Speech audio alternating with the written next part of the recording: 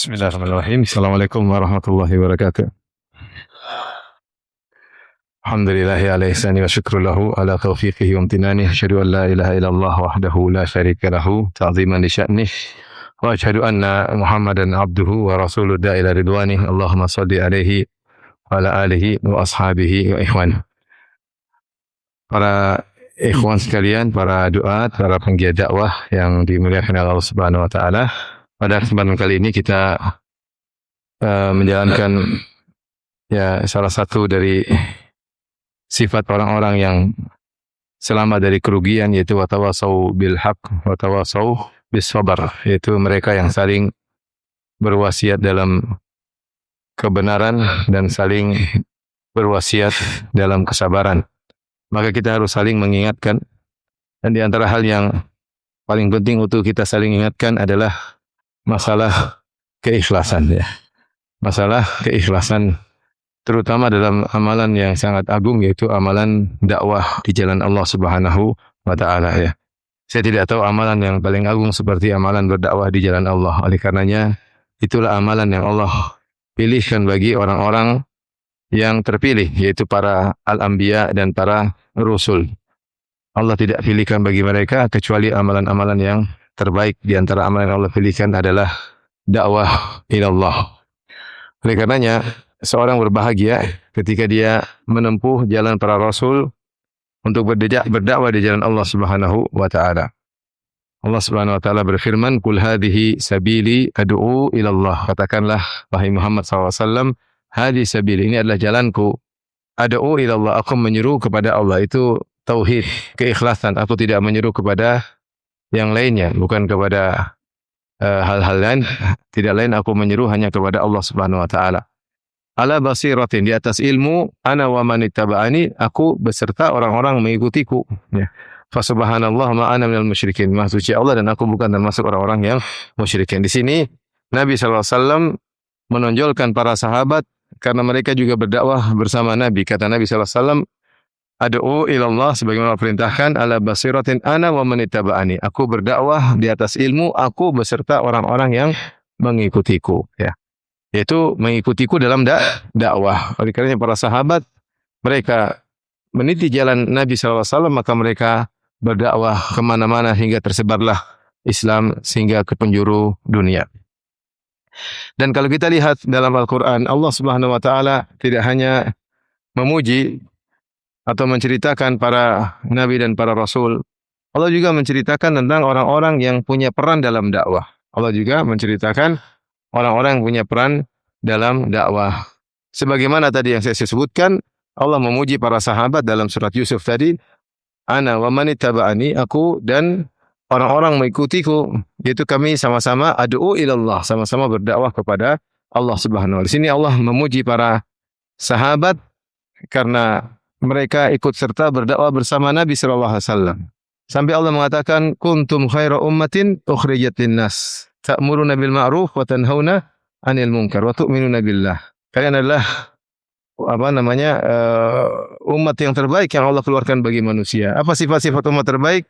Ta'muruna bil ma'ruf wa tanhauna 'anil munkar, menyeru kepada yang ma'ruf dan mencegah dari kemungkaran. Maka ini adalah dakwah di jalan Allah Subhanahu wa taala. Makanya Allah mengatakan, wal takum minkum ummatun yad'una ilal khair wa ya'muruna bil ma'ruf wa yanhauna 'anil munkar wa ulaika humul muflihun.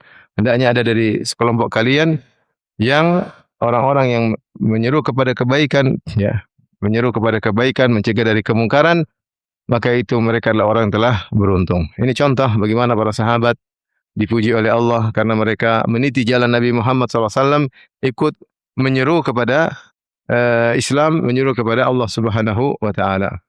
Kemudian juga contohnya Allah Subhanahu wa taala menyebutkan tentang mukmin ali Fir'aun yang kita tidak disebutkan oleh Allah tentang siapa namanya, tetapi dia membela Nabi Musa alaihissalam ketika dijatuhkan oleh Fir'aun. Dan dia seorang mukmin dari suku Fir'aun, dari suku Akbat, namun dia menyembunyikan imannya. Kata Allah Subhanahu wa taala, Fir'aun berkata, qala Fir'aunu dzaruni aqtul Musa wal yad'u rabbah, dalam surat Ghafir. Ya. Inni akhafu ayyubaddila dinakum aw ayyuzhira fil ardi fasad. Berkata Fir'aun, biarkan aku bunuh Musa, ya. Biarkan dia minta tolong kepada Rabbnya, Aku khawatir si Musa ini akan merubah agama kalian dan akan melakukan kerusakan di atas muka bumi. Faqala Musa inni udztu bi rabbi wa rabbikum min kulli mutakabbirin la yu'minu biyaumil hisab. Maka Nabi Musa pun berlindung kepada Allah. Setelah itu Allah berfirman, ada seorang dari keluarga Firaun mengajak diskusi mereka. Orang ini entah siapa, kita nggak tahu. Tetapi dia ikut berdakwah, membela Nabi Musa dengan cara dengan cara yang sangat halus. Kata Allah, wa qala rajulun mu'minun min ali fir'auna yaktumu imanahu. Berkata seorang laki mukmin dari keluarga Fir'aun, itu dari suku Qibti, yang menyembunyikan imannya. Ataqtuluna rajulan ay yaqula rabbi Allah wa qad ja'akum bil bayyinati min rabbikum. Wa iyyaku kadhiban fa alayhi kadhibuhu wa iyyaku sadiqan yusibukum ba'dhu alladhi ya'idukum. Innallaha la yahdi man huwa musrifun kadzdzab. Ya qaumi lakumul mulku al-yawma dhahirina fil ard faman yansuruna min ba'sillahi in ja'ana. Qala Fir'aunu ma urikum illa ma ara wa ma ahdikum ila sabilir rasyad. Wa qala alladhi amana, Allah ulang-ulangi, wa qala alladhi amana, berkatalah lelaki yang beriman tadi. Maka dia ngajak diskusi Fir'aun dan para pembesar-pembesarnya, apakah kalian hendak membunuh seorang lelaki yang dia telah mendatangkan bukti-bukti, yaitu Musa telah datangkan dalil alaihissalam dengan tongkat menjadi ular, kemudian tangannya mengeluarkan cahaya. Kalau dia jujur, ya, fa iyyaku shadiq wa fa iyyaku kadhib, kalau dia dusta, maka dustanya dia tanggung. Tapi kalau dia jujur, hati-hati, kita bisa kena apa yang diancamkan kepada kita. Wahai kaumku, lakumul mulkul yawma dhahirina fil ard. Benar, kita sekarang berjaya. Tapi faman yansuruna min ba'sillah. Tapi kalau ternyata apa yang dikatakan Musa itu benar, kemudian datang siksaan kepada kita, siapa yang bisa tolong kita? Dia ajak diskusi. Tapi dia seakan-akan masih orang kafir bersama mereka. Itu dia seakan-akan orang bijak. Padahal dia beriman. Cuma dia menutupi imannya dan dia ajak diskusi. Kalau Musa benar gimana? Kita akan celaka. Kita sekarang berpuasa. Tapi kalau Allah turunkan azab, siapa yang bisa menolong? Menolong kita. Ya. Maka Firaun ketika itu juga membantah, mengajak diskusi juga. Kata Firaun, ma urikum illa ma ara. Tidaklah aku tunjukkan kepada kalian kecuali yang menurutku itu baik. Wa ma ahdikum illa sabilar rasyad. Aku tidak kasih ide kecuali pada jalan yang lurus. Itu kita bunuh Musa. Kata Allah, wa qala alladhi amana ya qaumi inni akhafu alaikum mithla yaumil ahzab. Mithla da'bi qaumi Nuhin wa 'adin wa thamud walladzina min ba'dihim. Wa ma Allah yurid zulman lil 'ibad. Wa ya qaumi inni akhafu alaikum yaumat tanad. Yauma tuwalluna mudbirina ma lakum minallahi min 'asim wa may yudillahu fama lahu min had. Wa laqad ja'akum Yusuf min qabl bil bayyinat fama ziltum fi syak. Allah nukil semua perkataan dia. Padahal dia bukan seorang nabi. Dia hanyalah seorang pengikut Firaun, keluarga Firaun yang mengajak diskusi Firaun dan pembesar-pembesarnya akan berpikir ulang kalau hendak membunuh Nabi Musa. Maka Allah berkata, wa qala alladhi amanah. Wahai, dan berkata orang yang beriman, wahai kaumku, aku khawatir azab itu datang akan menimpa kita sebagaimana telah menimpa orang-orang sebelum kita. Mithla da'bi qaumi Nuhin wa 'adin wa Samud walladzina min ba'dihim, yang telah menimpa kaum Nabi Nuh, yang telah menimpa kaum Nabi Ad, kaum Ad yang telah menimpa kaum Samud dan orang-orang setelah mereka. Dan Allah tidak suka ya ada kezaliman dilakukan. Wahai kaumku, inni akhafu alaikum yaumat tanad. Aku khawatir di hari di mana kalian saling memanggil di antara kalian. Yauma tuwalluna mudbirina ma lakum minallahi min 'asim. Kalian akan lari terbirit-birit, tidak ada yang bisa menolong kalian kecuali Allah Subhanahu wa taala. Wa laqad ja'akum Yusufu min qabl. Dia ingatkan, bukankah sebelum Musa datang ada Nabi Yusuf yang pernah datang? Masih ingat enggak cerita nenek moyang kita? Ada orang saleh namanya siapa? Yusuf. Sebelum Musa. Musa bukan orang yang pertama. Ini Mesir, cerita di Mesir. Karena Yusuf datang mana? Mesir, kemudian setelah itu baru Musa. Antara Yusuf dengan Musa ada yang mengatakan 100 tahun, ada yang mengatakan 400 tahun atau ratusan tahun. Walaqad ja'akum Yusufu min qablu bil bayyinati fama ziltum fi syakkin mimma ja'akum bi. Tapi kalian ragu tentang perkataan Yusuf. Dia nasihati. Sampai Allah nukil lagi. Wa qala alladhi amana ya qaumi ittabi'uni ahdikum sabilar rasyad. Wahai kaumku, ya, ikutilah aku. Ya. Ahdikum sabilur rasyad. Aku akan tunjukkan kepada kalian jalan yang lurus. Ya qaumi innama hadhil hayatud dunya mata'. Wahai kaumku, apa yang kalian lihat dunia ini hanyalah kesenangan yang sementara. Wa innal akhirata hiya darul qarar. Sungguhnya akhirat itulah tempat tinggal yang abadi. Man amila sayyi'atan fala yujza illa mithlaha. Siapa yang melakukan keburukan Allah akan balas setimpal. Wa man amila salihan min dzakarin aw untha wa huwa mu'min fa ulaika yadkhulunal jannata yurzaquna fiha bighairi hisab. Siapa yang beriman beramal saleh dalam kondisi beriman, beramal saleh, laki-laki atau perempuan, maka dia akan masuk surga dan diberi rezeki tanpa hisab. Wa ya qaumi mali ad'ukum ila najati wa tad'unani ila nar. Dia aja ngomong, wahai kaumku, dia lebih tegas lagi, tapi dia menyembunyikan imannya. Wahai kaumku, kenapa aku ngajak kalian menuju keselamatan, kalian mengajak aku menuju neraka? Tad'unani li akfura billahi wa usyrika bihi ma laysa li bihi ilm. Kalian menyuruh aku untuk kafir kepada Allah, untuk berbuat syirik kepada Allah yang aku tidak punya ilmu tentangnya. Wa ana ad'ukum ilal azizil ghaffar. Sementara aku menyuruh kalian untuk menuju kepada Allah yang Maha Kuasa dan Maha Pengampun. Ya, dia nasihati. Ya. Kan sampai dia mengatakan fasatadkuruna ma aqulu lakum wa ufawwidhu amri ilallah. Kalian akan ingat apa yang pernah saya nasihati kepada kalian dan aku serahkan urusanku kepada Allah. Innallaha basirum bil ibad. Allah Maha melihat apa yang dilakukan oleh hamba-hambanya. Ternyata mereka jengkel dan mereka ingin mencelakakan orang soleh ini. Maka Allah mengatakan fawaqahu Allahu sayyiati ma makaru. Allah selamatkan dia dari makar keburukan Fir'aun dan bala tentaranya. Maksudnya ini dia bukan nabi. Dia hanyalah orang soleh yang berkecimpung dalam dakwah dan ingin membela siapa Nabi Musa alaihissalam. Bahkan dia menyembunyikan imannya. Tapi dia terlalu banyak omong. Terlalu banyak nasihat. Berlebihan. Terlalu terang-terangan. Agak vulgar sampai mereka ingin mencelakakan dia. Tapi Allah selamatkan dia. Dan Allah abadikan nasihat-nasihatnya dalam Al-Quran. Padahal dia bukan seorang nabi. Kenapa? Dia ikut berdakwah membela ajaran Nabi Musa alaihissalam. Di antara orang yang Allah sebutkan juga kisahnya dalam Al-Quran adalah Sahib Yasin. Sahib Yasin yang Allah sebut dalam surat Yasin. Ya, ketika Allah berfirman, "Wadrib lahum mathalan ashabal qaryati idh ja'ahal mursalin." Idh ja'ahal mursalun. Idh arsalna ilaihim ithnaini fakadzabuhuma fa'azzazna bithalith. Wa qalu inna ilaikum mursalun. Qalu ma antum illa basyarum mithluna. Wa ma anzala ar-rahmanu min syai'in antum illa takdzibun. Ya, kata Allah, berikanlah perumpamaan kepada mereka tentang sebuah negeri yang datang kepada mereka para rasul.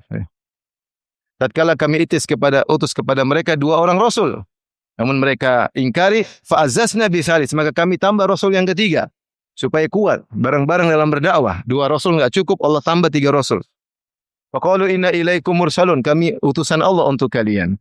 Apa kata kaumnya? Ma antum illa basyarum mithluna, kalian hanyalah manusia seperti kami. Wa ma anzala ar-rahmanu min syai', Allah tidak pernah kirim seorang rasul. In antum illa takdzibun, kalian hanya pendusta.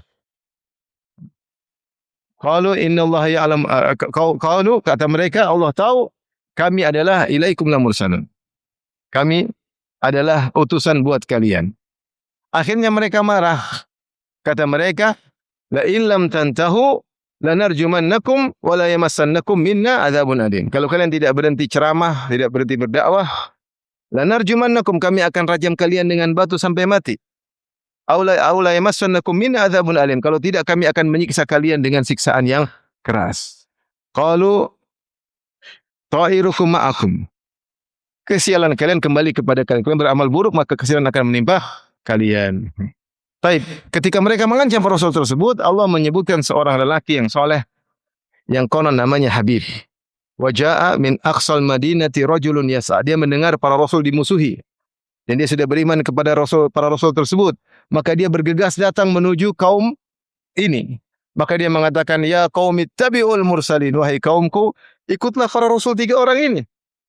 Ittabi'u ma la yas'alukum ajran, ma la yas'alukum ajran wa hum muhtadun. Ikutilah rasul-rasul ini tiga orang yang mereka tidak minta upah dari kalian. Ya, wa hum muhtadun, dan mereka mendapat hidayah dari Allah Subhanahu wa taala. Wa ma li la a'budul ladzi fatarani wa ilaihi turja'un. Kenapa aku tidak menyembah Allah semata yang telah menciptakan aku, dan kalian semua akan kembali kepada Allah Subhanahu wa taala. Ya. A'attakhidhu min dunihi alihatan in yuridinir rahmanu bidhurrin la tughni anni syafa'atum syai'a wa la yunqidhun. Inni idzal la fi dhalalin mubin. Inni amantu bi rabbikum fasma'un. Kenapa aku harus mengambil sembahan-sembahan selain Allah? Seandainya Allah ingin memberi kemudaratan kepadaku, maka sembahan-sembahan ini tidak bisa menolongku sama sekali. Tidak bisa memberi syafaat untuk menolongku sama sekali. Seandainya aku menjadikan mereka sembahan-sembahan Allah, inni idzal lafi dhalalim mubin, sungguhnya aku berada di atas kesesatan yang nyata. Inni amantu bi rabbikum, sungguhnya aku beriman kepada Rabb kalian, itu Allah semata. Maka dengarkanlah. Maka apa yang terjadi? Mereka ngamuk, mereka bunuh si Habib ini. Dibunuh oleh mereka. Kenapa? Karena dia membela para rasul. Kata Allah, qila dukhulil jannah. Masuklah engkau ke dalam surga. Maka dia pun masuk surga gara-gara dibunuh. Kemudian dia berkata dalam surga, qala ya laita qaumi ya'lamun, seandainya kaumku mengetahui. Bima ghafara li rabbi wa ja'alani minal mursalin, bagaimana Allah telah mengampuni dosa-dosaku. Ya, wa ja'alani minal mukramin, dan Allah telah memuliakan aku. Subhanallah, ini seorang pendakwah, Allah abadikan nasihat-nasihatnya, Allah abadikan ceritanya, dan kemudian dia dibunuh dan Allah muliakan dia untuk masuk surga. Dan itu pun dia masih sayang kepada kaum, jadi mengatakan seandainya kaumku tahu ternyata gara-gara mereka bunuh saya masuk surga. Gara-gara mereka bunuh saya ternyata saya diampuni dosa-dosa oleh Allah Subhanahu wa taala. Siapa dia? Dia orang biasa, tidak tahu siapa namanya. Tetapi tidak dikenal. Allah mengatakan wa ja'a min aqsal madinati rajulun, datang seorang. Allah tidak sebut namanya, tapi Allah tahu siapa dia. Dia mulia bukan karena namanya, dia mulia karena amalnya membela para rasul. Membela para rasul. Maka ini contoh bagaimana orang-orang yang tidak bukan rasul tapi berdakwah. Contoh lagi Allah sebutkan dalam surat Al-A'raf.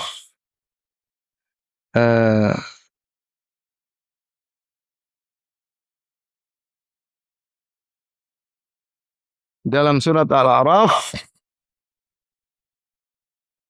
mulai dari ayat 163 sampai seterusnya. Tentang siapa? Tentang Bani Israel. Bani Israel yang melakukan hilah atau trik untuk menipu Allah Subhanahu wa taala. Karena Allah melarang mereka untuk mengambil ikan pada hari Sabtu. Allah berfirman, "Was'alhum 'anil qaryati allati kanat hadiratal bahri, idh ya'duna fi sabti, idh ta'tihim hitanuhum yawma sabtihim syurra'a, wa yawma la yasbituna la ta'tihim, kadzalika nabluhum bima kanu yafsukun." Tanyakanlah kepada Bani Israel tentang nenek moyang mereka atau orang-orang pendahulu mereka yang tinggal di sebuah negeri di tepi pantai. Ketika Allah melarang mereka untuk mengambil ikan pada hari Sabtu, tapi masalahnya ifatihim hitanum yaum sabtim syurra'a.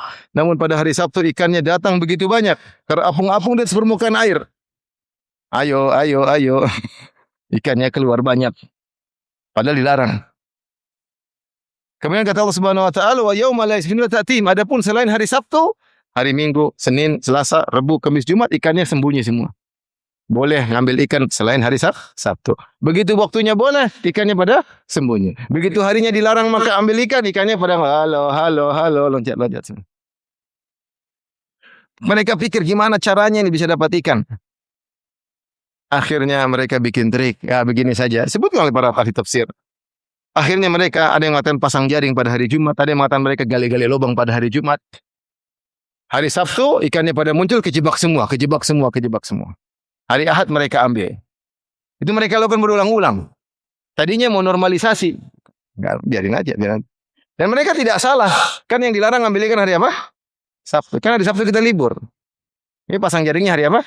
Jumat. Hari Sabtu ikannya salah sendiri, masuk dalam jaring. Subhanallah. Tapi intinya mereka tangkap ikan hari Sabtu. Karena jaring itu bersambung sampai hari Sabtu. Mereka ngakalin Allah. Tadinya dibiarin saja normalisasi sampai akhirnya ada sebagian umat dari mereka yang gerah dan akhirnya harus menasihati mereka. Ini yang Allah puji mereka, ini yang menasihati. Allah sebutkan dalam, jadi ada 3 kelompok ikhwan. Pertama yang melakukan trik tadi, yang ambil ikan hari-hari Sabtu. Yang kedua yang menasihati, yang ketiga mendiamin aja. Ngapain, sudahlah, gak usah ditegur. Yang satu melakukan kejahatan, yang kedua menasihati, yang ketiga mendiamkan. Bagaimana nasib mereka semua? Kita baca. Kata Allah Subhanahu wa taala, "Wa idz qalat ummatun minhum lima ta'iduna qauman illahu muhlikuhum aw mu'adzibhum 'adzaban syadida. Qalu ma'dziratan ila rabbikum wa la'allahum yattaqun." Maka mulailah sebagian mereka, kelompok kedua nasihati. Ya ikhwan, jangan ya ikhwan, enggak boleh. Ini namanya pasang jaring. Namanya nangkap hari Sabtu, bukan Allah melarang. Mereka ngeyel, apa kita nggak melanggar kok. Kita kan pasangnya hari apa? Jumat. Hari Sabtu kita tidur, hari Minggu kita ambil. Larangannya di mana? Kan dilarang ngambil. Sama saja. Ini kan penipuan. Ini namanya trik. Enggak debat terus. Datang kelompok ketiga. Ngapain tegur-tegur mereka? Mafi faedah. Anfaedah. Enggak ada faedah. Mereka tuh ngeyel. Udah enggak usah tegur mereka. Apa kata yang menegur? Ma'dziratan ila rabbikum. Saya hanya mencari udzur di hadapan Rabb kalian. Supaya kalau Allah tanya, saya sudah nasihati. Wala'allahum yattaqun, dan siapa tahu mereka ada yang sadar di antara mereka. Jadi ada 3 kelompok. Yang pertama yang mengambil ikan, yang kedua apa? Yang menegur, yang ketiga mendiamkan. Bagaimana sih mereka 3 ini? Kata Allah, "Falamma nasu ma dzukkiru bihi anjayna alladziina yanhauna 'anis su' wa akhadna alladziina zalamu bi'adzabin ba'isin bima kanu yafsukun." Tatkala mereka melupakan apa yang diperintahkan kepada mereka karena mereka ditegur, ternyata aman-aman saja. Ikan tetap datang, tetap dapat ikan. Mereka terus melakukan istidraj. Anjayna, Allah kirim adab. Tapi Allah mengatakan, anjayna alladziina yanhauna 'anis su', maka kami selamatkan orang-orang yang menegur mereka, yang melarang dari keburukan. Kelompok berapa yang diselamatkan? Kelompok kedua. Bagaimana kelompok pertama? Wa akhadna alladziina zalamu, adapun yang berbuat zalim, yang mengambil ikan hari Sabtu, akhadna alladziina zalamu bi'adzabin ba'isin, kami timpakan dengan adab yang pedih, bima kanu yafsukun, akibat kemaksiatan kefasikan yang mereka lakukan. Falamma atau amanuhu anhu, tatkala mereka sombong atas peringatan-peringatan, sudah diingatkan enggak boleh, namanya menipu Allah, ini namanya trik yang haram. Maka mereka sombong, maka kami beri azab. Qulna lahum kunu qiradatan khasiin. Kami katakan, jadilah kalian kera-kera yang hina. Maka mereka semua dirubah jadi kera.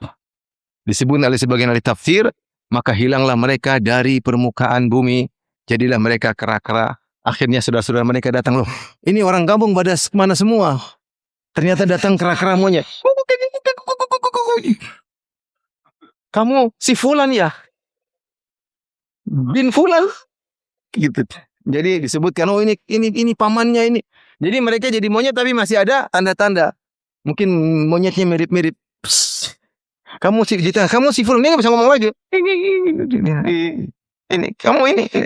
Subhanallah. Setelah itu Allah binasakan mereka. Taib. Allah sebutkan nasib 2 kelompok yang melakukan kenakalan dirubah jadi monyet, yang meringatkan diselamatkan. Bagaimana nasib ketiga yang diamin aja?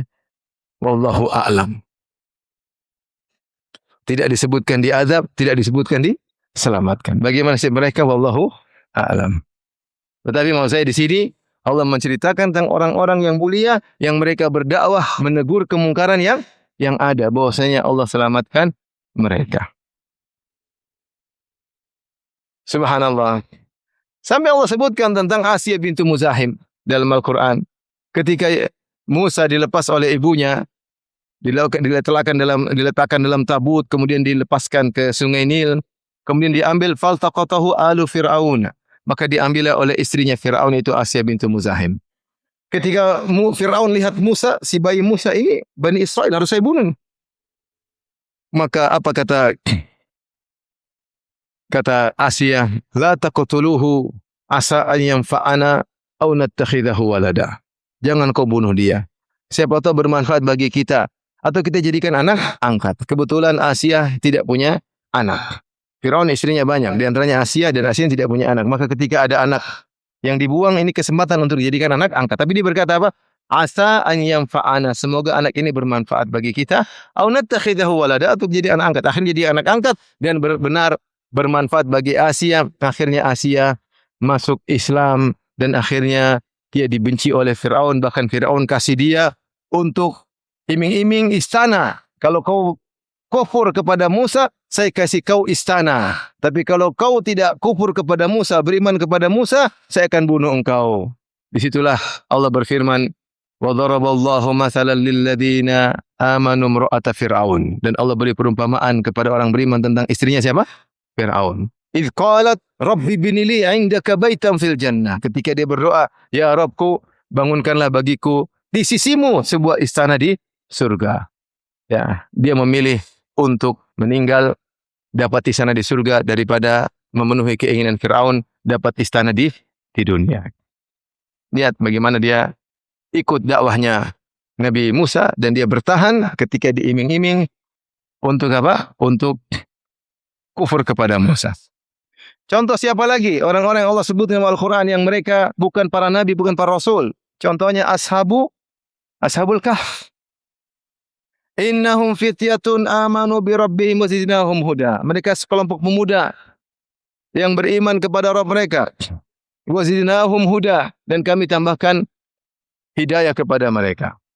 Mereka akhirnya dipanggil, mereka tidak ikut kesyirikan, mereka dipanggil, diinterogasi, dipersekusi oleh raja dan bangsawan-bangsawan dan bapak-bapak mereka, karena disebutkan mereka ini anak-anak orang kaya.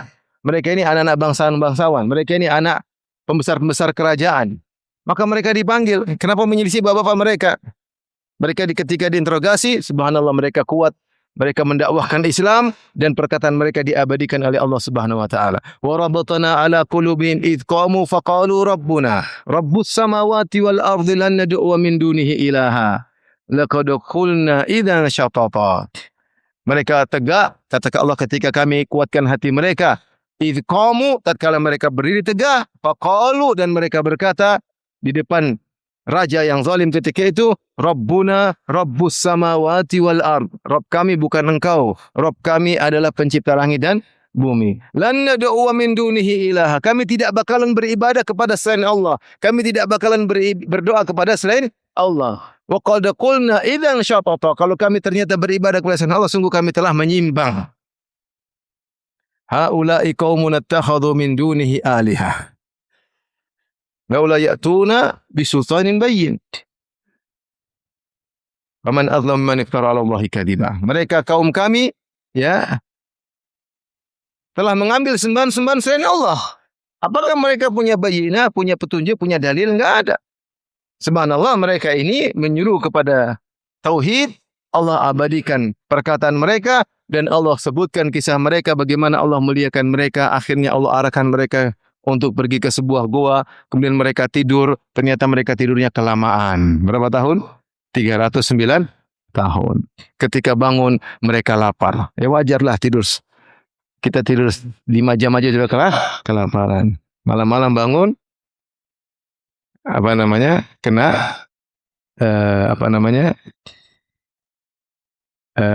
serangan malam, kelaparan ya. Kelaparan. Akhirnya mereka cari makan. Mereka menyangka mereka tidur cuma sehari atau setengah hari. Padahal mereka tidur 309 tahun. Kenapa Allah tidurkan mereka 39 tahun? Agar raja yang zalim tadi sudah mati. Sehingga mereka tidak dikejar-kejar lagi. Akhirnya ketika mereka ke pasar, mereka bayar, punya uang lah. Ini uang model lama. Sekarang uang modelnya stempel muka raja baru. Ini dari mana kalian dapat uang ini? Ini uang 300 tahun yang lalu. Yang benar. Ternyata mereka tidur 309 tahun. Allahu Akbar. Siapa mereka ini? Mereka berdakwah. Mereka menyampaikan al-haq. Mereka tegar ketika dipaksa untuk berbuat syirik. Dan mereka kabur demi menyelamatkan agama mereka meskipun meninggalkan kemewahan yang ada ketika itu. Mereka bukan para nabi. Tapi mereka adalah orang meniti jalan para nabi. Oleh karenanya, maksud saya ikhwan dan para hadirin, ingin saya sampaikan bahwasanya di antara ibadah yang sangat agung adalah ibadah dakwah di jalan Allah Subhanahu wa taala. Dia adalah ibadah yang terbaik yang Allah pilihkan bagi orang-orang terbaik. Makanya Rasulullah SAW bersabda, "Innal anbiya lam yuwarithu dinaran dirham." Al ulama warasatul anbiya. Para ulama adalah pewaris para nabi. Wa anal anbiya lam yuwarithu dinaran wala dirhaman. Dan para nabi tidak mewariskan dinar dan dirham. Wa innama warathul ilma, tapi mereka mewariskan ilmu. Wa man akhadahu faqad akhadha bihadzin wafir. Maka siapa yang mengambil ilmu tersebut adalah mengambil bagian yang besar. Tidaklah kita berdakwah kecuali kita mengajak masyarakat untuk kepada ilmu warisan para nabi. Oleh karenanya berdakwah adalah jihad. Jihad ada dua. Ada jihad bisinan dan ada jihad bil lisan. Jihad bisinan, jihad bil lisan. Jihad dengan pedang, jihad dengan lisan. Dan dakwah adalah jihad yang paling utama. Adapun jihad dengan pedang, kenapa dilakukan? Dia adalah min babil wasilah. Dia wasilah. Kenapa dilakukan jihad dengan pedang? Ketika dakwah tidak berjalan baru butuh perang. Kalau dakwah berjalan tidak butuh apa? Perang. Makanya Allah ketika memuji Nabi SAW dalam surat Al-Furqan, ini surat Makkiyah, turun ketika Nabi masih di Mekah, kata Allah Subhanahu wa taala, "Fala tuti'il kafirina wajahidhum bihi jihadan kabira." Jangan kau ikuti orang-orang kafir dan berjihadlah melawan mereka bil Quran, jihad dengan Al-Quran, jihadan kabira, dengan jihad yang besar. Yaitu ketika berjidal, berdebat, membantah mereka dengan Al-Quran, Allah sebut dengan jihad yang besar. Karena jihad yang paling utama adalah jihad dakwah. Adapun jihad dengan pedang itu adalah sarana. Jika jihad dengan dakwah tidak bisa tersampaikan, ada yang menghalangi, baru berpindah kepada jihad dengan pedang. Wallahu ta'ala a'lam bishawab. Taib. Ikhwan, rahmati Allah Subhanahu wa ta'ala. Ketika kita tahu ini adalah amalan yang sangat agung. Amalan yang sangat agung, dakwah. Dan ini adalah amal seluruh para nabi. Maka kita harus ikhlas dalam berdakwah. Karena semuanya kita tahu, kalau tidak ikhlas, maka seluruh amalan tidak ada faedahnya. Amalan apapun, kalau tidak ikhlas, maka tidak ada faedahnya. Mau bangun masjid 80 miliar, kalau riya, nol. Mau jihad sampai badan tercabik-cabik sampai 100 cabikan, dimutilasi, dicincang oleh musuh, kalau ternyata tidak ikhlas, tidak ada pahalanya. Tidak ada pahalanya. Mau dakwah sampai capek, sampai letih, sampai pingsan, kalau ternyata tidak ikhlas, tidak ada faedahnya. Bahkan sangat berbahaya, bukan cuma anfaedah, bukan cuma nol faedah, bahkan minus, menyebabkan masuk neraka jahanam. Makanya ini masalah dakwah ini sangat riskan. Bisa benar-benar menaikkan seorang dengan derajat yang tinggi dan bisa menjatuhkan seorang derajat yang rendah. Makanya Rasulullah SAW menyebutkan tentang 3 yang pertama kali, awalu man tusa'aru bihimun nar, 3 orang yang pertama kali api neraka dinyalakan kepada mereka. Ya, awalu ma yu'dha yaumal qiyamah thalatha. Dalam riwayat yang lain, 3 orang yang pertama kali disidang oleh Allah adalah 3 orang. Siapa mereka? Mujahid, ustadz, dermawan, donatur. 3 orang ini. Yang ini adalah orang-orang hebat yang diperlukan dalam Islam. Islam membutuhkan mujahid, Islam membutuhkan ustadz, Islam membutuhkan donatur.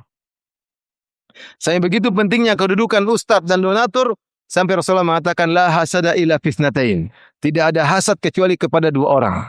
Rajulun atahullahul ilm wa huwa yaqdi bihi wa yu'allimu. Seorang yang Allah berikan ilmu dan dia mengajarkannya. Itu dakwah, ustadz. Dan perangkatnya, anggotanya yang berdakwah. Yang kedua, rajulun atahullahul mal wa huwa yusallitu ala halil bil haq. Orang yang Allah berikan harta dan dia gunakan hartanya untuk di jalan kebenaran. Ini yang dibutuhkan oleh Islam. Ada dakwah, ada duit, dana. Makanya Allah mentakdirkan Nabi di awal dakwah bertemu dengan orang kaya. Allah mentakdirkan Nabi SAW bertemu menikah dengan janda kaya raya. Siapa? Khadijah radhiyallahu anha. Allah mentakdirkan lelaki dewasa pertama kali masuk Islam siapa? Abu Bakar, saudagar yang kaya raya. Kemudian disusuli oleh Abdurrahman bin Auf, Uthman bin Affan. Mereka semua orang kaya. Yang mereka kemudian berdakwah dengan harta mereka. Berdakwah dengan harta mereka. Sehingga Abu Bakar mengeluarkan uang banyak, memerdekakan budak-budak yang lemah. Seperti Bilal bin Rabah. Disiksa. Siapa yang bisa selamatkan? Rasulullah tidak bisa punya uang ketika itu. Maka Abu Bakar yang keluarkan uangnya untuk beli Bilal supaya dimerdekakan. Oleh karenanya, namun ketika 3 orang ini yang mati syahid, yang ustadz, yang donatur, kalau ternyata niatnya buruk, mereka pertama kali masuk neraka jahanam. Maka Allah panggil mereka yang pertama kali, ya, syahid, rajulun ustushhid, seorang yang mati syahid, fa'utiya bihi, dihadirkan di hadapan Allah. Fa'arafahu ni'amahu fa'arafaha. Maka Allah ingatkan nikmat-nikmat yang Allah pernah berikan kepada dia. Apa nikmat orang mujahid? Jagoan. Jago menggunakan pedang. Jago menggunakan senjata. Pemberani. Maka Allah bertanya, wa ma'amil tafihi. Apa yang kau lakukan dengan kelebihan-kelebihan yang aku berikan kepadamu? Kata dia, qataltu fika tastushid. Saya berperang di jalanmu sampai saya mati syahid. Kata Allah, kadzabta walakin liyuqal annaka jari. Kau dusta, tapi kau berperang supaya kau dikatakan pemberani. Waqad qil, dan telah dikatakan masuk neraka. Summa umira bihi fasbi ala wajhati wal finnar. Semua kemudian malaikat diperintahkan geret wajahnya, digeret, lemparkan ke neraka. Padahal dia mati syahid, tapi niatnya bermasalah. Dia mengorbankan sesuatu yang sangat dia cintai dalam hidupnya, itu ruhnya, demi untuk dipuji orang. Padahal orang muji dia setelah dia mati juga. Dia tidak menikmati pujian tersebut. Tapi itulah namanya gengsi. Ya. Makanya ketika ada orang bertanya, ya Rasulullah, rajulun qatala syaja'atan. Ya Rasulullah, ada seorang berperang karena menunjukkan keberaniannya. Rajulun qatala hamiyatan, ada orang berperang untuk membela sukunya. Rajulun qatala ghadbanan, ada seorang perang karena dia ngamuk, emosi dia perang. Rajulun qatala liyura makanuhu, ada orang berperang supaya orang tahu siapa dia. Rajulun qatala liyuzkar, ada orang berperang supaya dikenang. Ayu dzalika fi sabilillah, mana di antara mereka yang mati fi sabilillah? Nabi tolak semuanya, kata Nabi, man qatala litakuna kalimatullahi hiyal ulia fahuwa fi sabilillah. Yang berperang untuk mengangkat kalimat Allah itulah yang fi sabilillah. Adapun karena ngamuk, karena menunjukkan jagoan, karena supaya dikenang sebagai pahlawan, semuanya tidak ada nilainya. Dalam hadis yang lemah dikatakan rubba qatilin baina saffain Allahu a'lam biniyati. Betapa banyak orang meninggal di antara dua saf kaum muslimin, saf kaum non muslim, Allah lebih tahu tentang niatnya, kita tidak tahu. Maka inilah orang yang problem mati syahid, mengorbankan jiwanya, ternyata masuk neraka. Yang kedua juga orang yang berkorban. Emang jadi ustadz gampang? Berkorban. Harus belajar, hafal ini, murajaah, baca buku ulama, baca buku banyak, harus nulis, harus murajaah, ngulang-ngulang. Apalagi kalau dia berdakwah di mana-mana, dimaki-maki orang, caci maki orang. Ada yang mau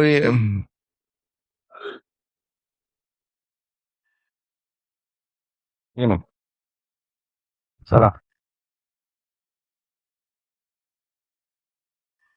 Ya, ada lagi nanti. Ada lagi. Nanti lagi. Pakai analog ya.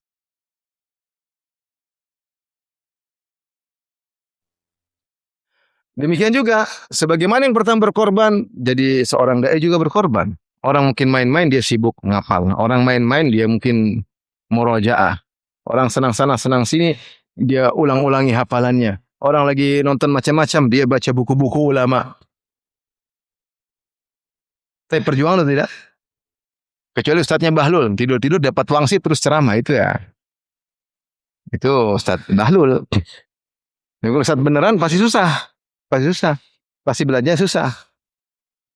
Kalau dia ikhlas, luar biasa. Nilainya sangat tinggi di sisi Allah Subhanahu wa taala. Tapi kalau dia ria, dia hina.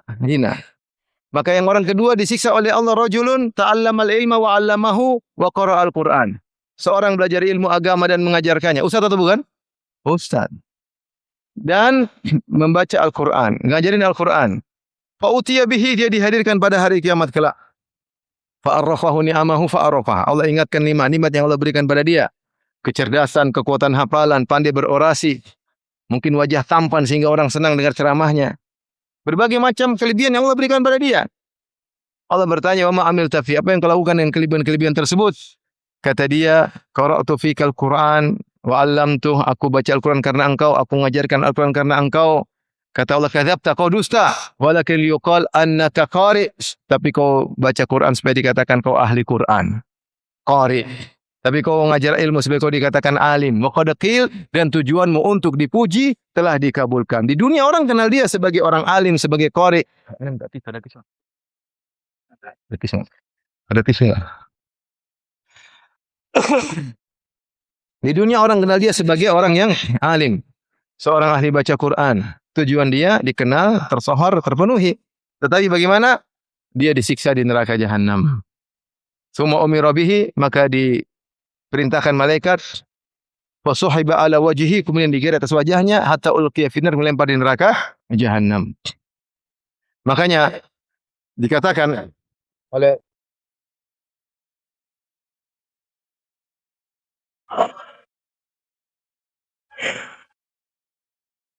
jatuh. Jatuh.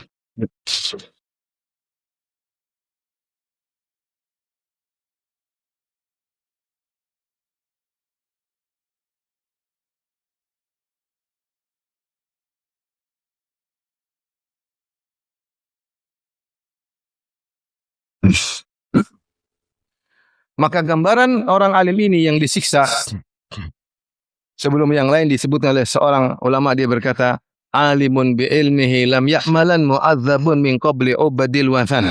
Sungguhnya seorang alim yang tidak mengamalkan ilmunya, itu dia riya di antaranya, maka akan diadab sebelum para penyembah berhala. Yang ketiga adalah donatur dermawan.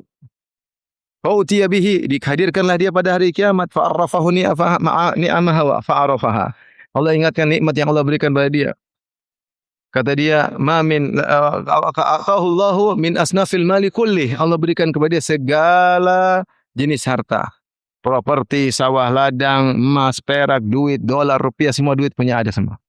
Allah bertanya, "Ma amilta fi, apa yang kau lakukan?" Kata dia, "Ma min sabilin tuhibbu an yunfaqa fiha illa anfaqtu fiha." Tidak ada satu kebaikan pun yang kau suka aku infakkan kecuali aku akan infakkan karena engkau ya Allah. Kata Allah, "Kadzabta, kau dusta, walakin yuqal annaka jawad." Tapi kau berinfak supaya dikatakan kau adalah dermawan, wa qad qil, dan tujuanmu telah dikabulkan.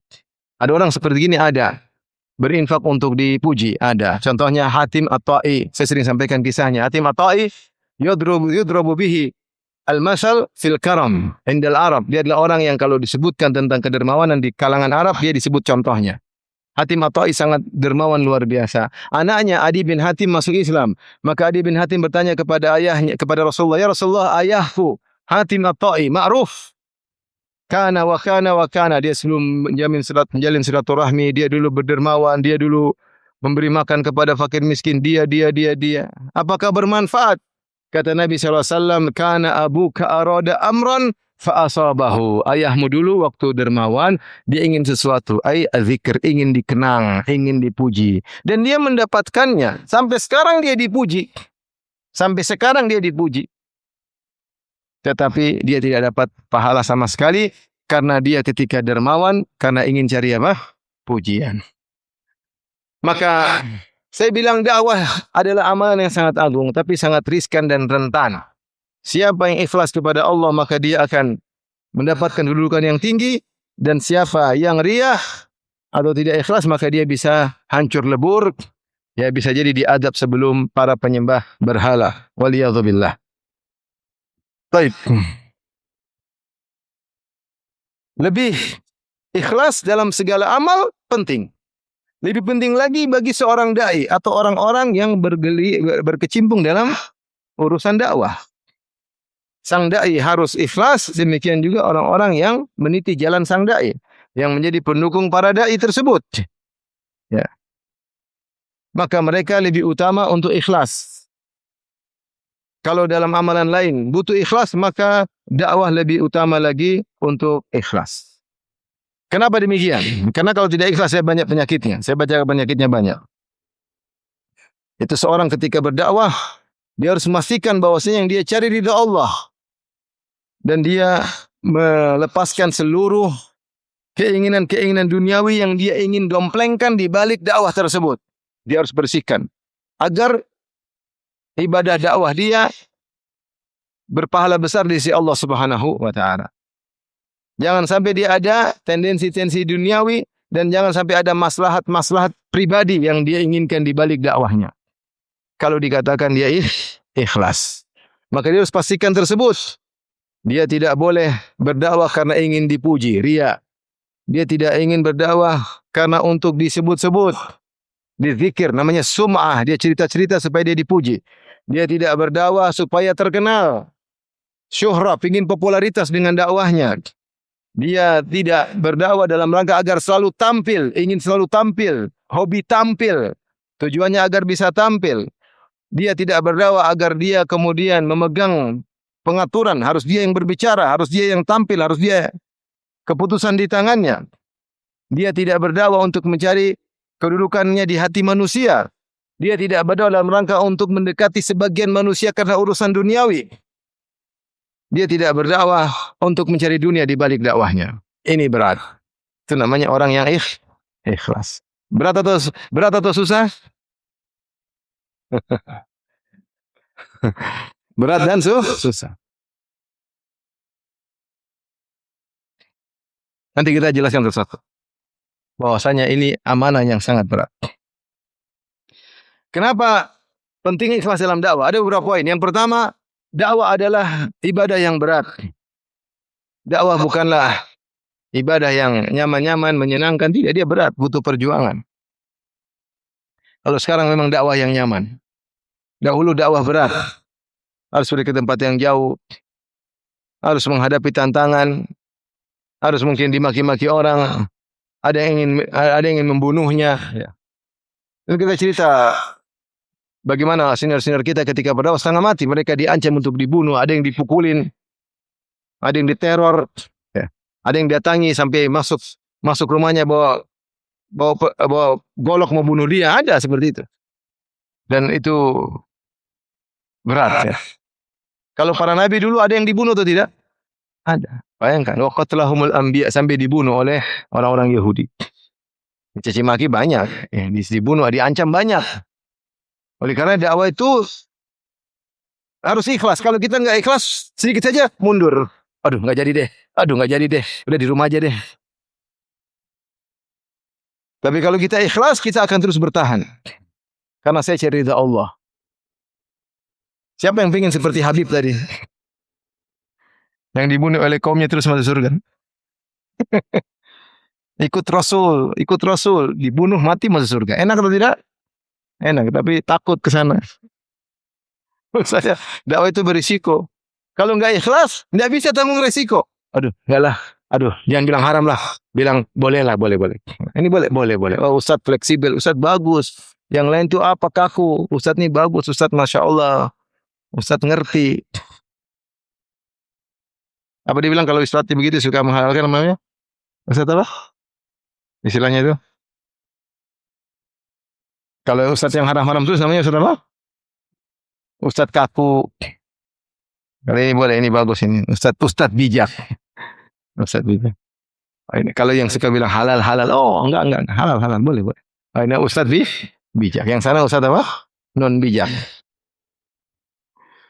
Jadi kalau enggak ikhlas susah. Harus ikhlas, harus tegar, sampaikan apapun terjadi dengan cara yang baik, tapi kontennya harus tetap tidak berubah. Kalau enggak ikhlas, sedikit berubah karena ikut keinginan audiens. Bukankah banyak ustadz yang takut menyatakan haram karena takut ditinggal oleh audiens? Takut. Saya bisa bilang haram, enggak berani. Saya bisa dengar ada seorang syekh ceramah tentang orang Yahudi yang kata Allah Subhanahu wa taala wa yashtaruna bihi wa yashtaru bi ayatillahi tsamanan qalila. Di antara ciri-ciri pendeta-pendeta Yahudi, mereka menjual ayat-ayat Allah dengan keuntungan yang sedikit. Mereka jual ayat Allah. Ini memang bagi orang Yahudi, tapi bisa juga mengenai sebagian kita. Gara-gara ingin keuntungan duniawi, boleh. Halal, boleh. Sampai dia cerita sebagian bank, dia cerita tentang di Arab. Ada sebagian bank, mereka yang memilih lajnah ulama yang pengawas tentang bank tersebut. Dan kesyariatan, syariahnya bank tersebut. Kalau ternyata ulamanya enggak sesuai, diganti dengan ulama yang lain.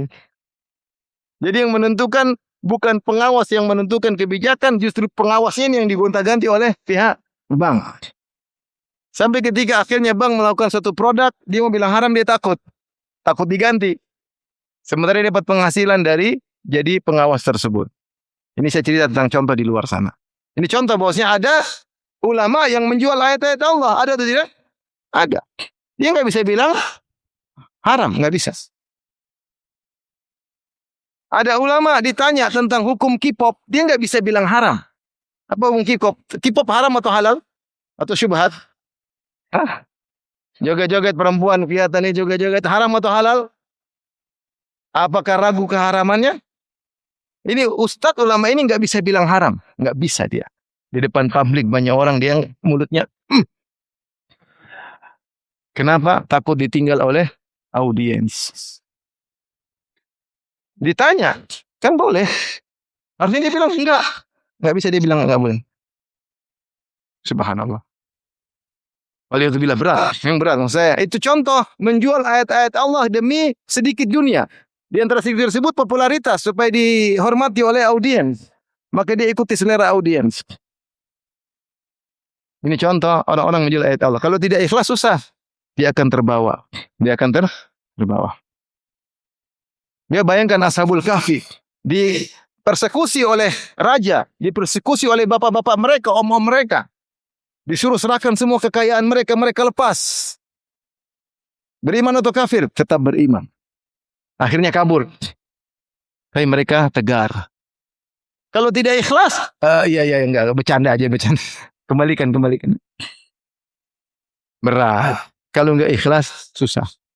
Akhirnya kita ikut selera masyarakat. Bukan masyarakat yang kita atur, kita ikut selera masyarakat. Yang kedua, kenapa kita butuh ikhlas? Karena kalau kita ikhlas, dakwah ini banyak tantangan, banyak problem, banyak cacian, banyak makian. Kalau kita ikhlas, kita bisa tentram hati ini karena kita bersandar kepada Allah. Karena jangan berharap dakwah tidak dicaci maki. Memang ada nabi yang tidak dicaci maki? Semua nabi dicaci maki. Nabi itu sebaik-baiknya, sesoleh-solehnya, setampan-tampannya. Apalagi kita tampannya pas-pasan, soleh pas-pasan, akhlak amburadul, emosian terus nggak dicaci maki, mustahil. Rasulullah apa kurangnya Rasulullah? Pintar atau tidak? Pintar. Dermawan atau tidak? Akhlak mulia, murah senyum, tampan atau tidak? Paling fasih bahasa Arab, semuanya lengkap. Masih dicaci maki. Antum tampan? Ora.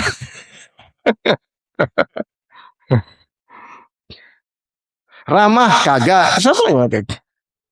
Ya. Jadi kalau kita ikhlas ketika caci maki kita tenang. Kenapa? Saya ini semua karena Allah itu resikonya saya harus tangani. Tapi kalau tidak ikhlas, klarifikasi. Supaya orang senang sama dia.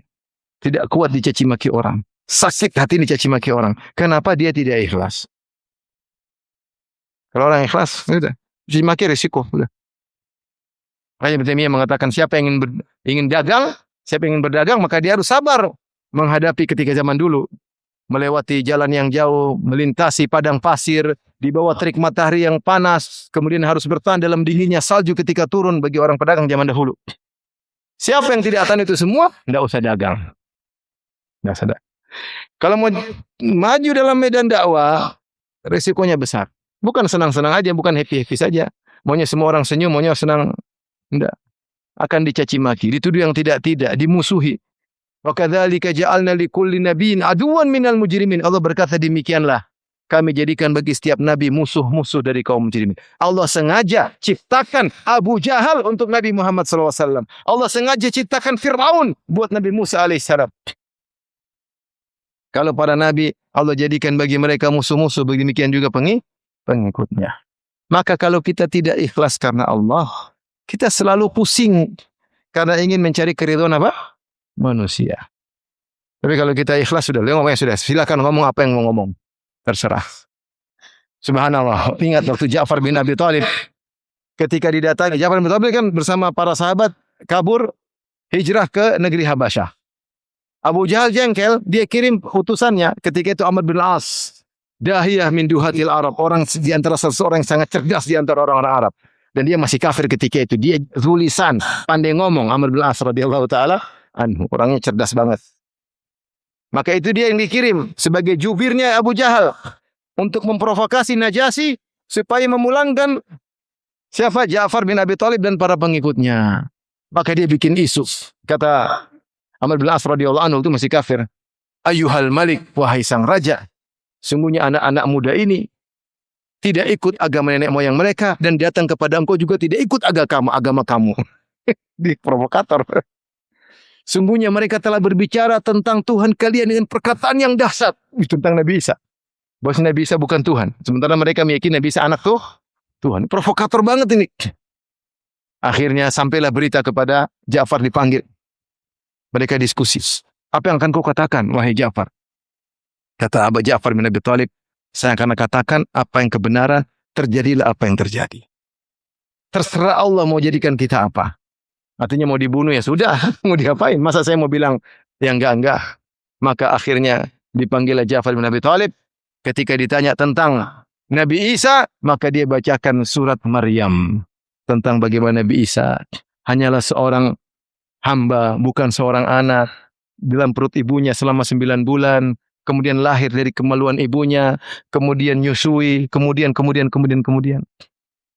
Subhanallah, sampai Najasyi pun menangis. Tapi ini Ja'far bin Abi Thalib, orang alim ketika jadi utusan, makanya ketika ditanya dia baca surat Maryam. Coba kalau nggak punya hafalan a i u e, kayaknya subhanallah. Tapi maksudnya yang jadi perhatian kita, dia mengatakan biarlah yang terjadi apa yang terjadi. Saya akan menyampaikan apa? Kebenaran. Karena ikhlas. Oleh karenanya, ikhlas bukan berarti kita ngawur, kemudian enggak, kita perlu mengatakan sesuai pada tempatnya, di kulli maqamin maqal. Setiap kondisi ada pembahasan tersendiri. Tidak setiap tempat kita bahas sesuatu. Lihat situasi dan kondisi, tapi tidak merubah kebenaran. Tidak merubah kebenaran. Nah, kita butuh ikhlas. Kenapa? Karena cacian makian pasti akan menimpa para dai dan para pengikut dai. Tapi kalau kita ikhlas, kita tenang. Yang tidak ikhlas itu apa? Dia kebahagiaannya tergantung netizen. Kebahagiaannya dia gantungkan kepada komentar netizen. Kalau netizen kasih like begini, maka dia bahagia. Kalau netizen kasih begini, maka dia sengsara. Baik. Kopi break, ada kopinya? Ada, silakan kopi break. Kita ada waktu 10 menit ya, 10 menit silakan. Minum kopi 5 menit enggak cukup, 10 menit. Kita kembali jam 16.35. Assalamualaikum warahmatullahi wabarakatuh. Salam. Ya, ya alhamdulillah sesi pertama. Bismillahirrahmanirrahim. Alhamdulillah salatu wassalamu ala Rasulillah wa ba'd. Hadirin dan hadirat yang dirahmati Allah Subhanahu wa taala. Saya pikir tadi enggak ada akhwat, ternyata ada akhwat. Mohon maaf para ibu-ibu dan para akhwat ya. Di antara kenapa kita perlu ikhlas dalam dakwah, seluruh amalan butuh ikhlas. Tetapi lebih spesifik dalam dakwah, kenapa? Karena dakwah itu banyak amalnya harus ditampilkan. Dai tampil ya.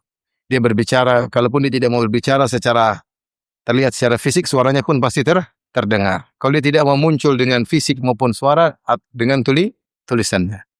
Ada sebagian dai kita kenal tidak mau ditampilkan visualnya, hanya mau apa? Audionya. Ada yang tidak mau visual dan audio, tapi terkenal dengan tulisannya. Contoh sekarang sangat terkenal seperti pemilik Durrul Saniyah, Syekh Alawi Abdul Qadir As-Saggaf. Alawi Abdul Qadir As-Saggaf, Saudi dia. Ya, Alawi As-Saggaf. Tulisannya sangat banyak, tulisannya produktif, tapi kita nggak tahu orangnya mana, suaranya pun nggak ada. Maksud saya tetap ada, harus tampil, entah yang tampil fisik, visual, audio, atau berupa tulisan.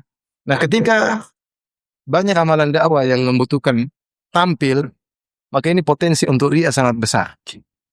Benar atau tidak? Kalau nggak tampil ya riyanya kurang, atau tidak ada kesempatan untuk riya. Tapi kalau tampil maka potensi riyanya sangat besar. Maka dituntut seseorang untuk berhati-hati, waspada, untuk semakin meningkatkan keikhlasannya karena dia mau tampil. Makanya ada seseorang ketika dia berbicara menyampaikan hadis-hadis Nabi, kemudian dia berkata, "Rubba haditsin wahidin yahtaju ila niyatin." Ternyata satu hadis aja terkadang membutuhkan beberapa niat. Kenapa? Ketika dia berbicara, sebagian hadis orang terpukau bisa merubah hatinya, maka dia harus perbaiki lagi hatinya, baru dia lanjutkan hadis tersebut. Terkadang dia terpukau dengan dirinya sendiri, maka dia harus memberhentikan sebentar untuk perhatikan apa? Niatnya. Ini para salaf, ada yang berkata demikian, rubba hadisin wahid, terkadang satu hadis membutuhkan beberapa niat. Seperti kita berbicara, orang-orang terpukau, kadang-kadang kita malah terbawa ujub, kita malah pamer kehebatan kita malah munculkan macam-macam supaya orang terbawa tanpa kita sadari, tanpa kita koreksi niat kita di tengah ketika sedang menyampaikan materi. Oleh karenanya, kalau ibadah secara keseluruhan butuh dengan keikhlasan, maka dakwah juga sangat penting, sangat urgent untuk ikhlas, terutama kepada para dai yang tampil. Maka sungguh berbahagia orang-orang yang berkecimpung dalam dakwah tapi tidak tampil. Mereka lebih selamat dari riya. Ya, mereka lebih selamat dari riya. Misalnya siapa? Tukang parkir. Dakwah kalau nggak ada tukang parkir susah. Ada yang parkirin, dia nggak ada yang kenal. Dia parkir. Yang paling bahaya dai-nya, yang agak bahaya moderatornya. Agak bahaya. Tapi yang di belakang yang bikin flyer nggak ada yang tahu, ya.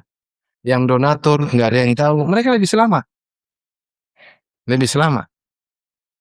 Makanya saya bilang terkadang donatur, subhanallah, dia kasih bantuan, dia santai-santai di rumah, duduk sama istri sambil makan keripik singkong, dengar kajian, kemudian tidak ada yang caci maki dia pun tidak riak karena dia tidak sebut-sebut dirinya, selamat dari potensi riak, kemudian pahalanya banyak.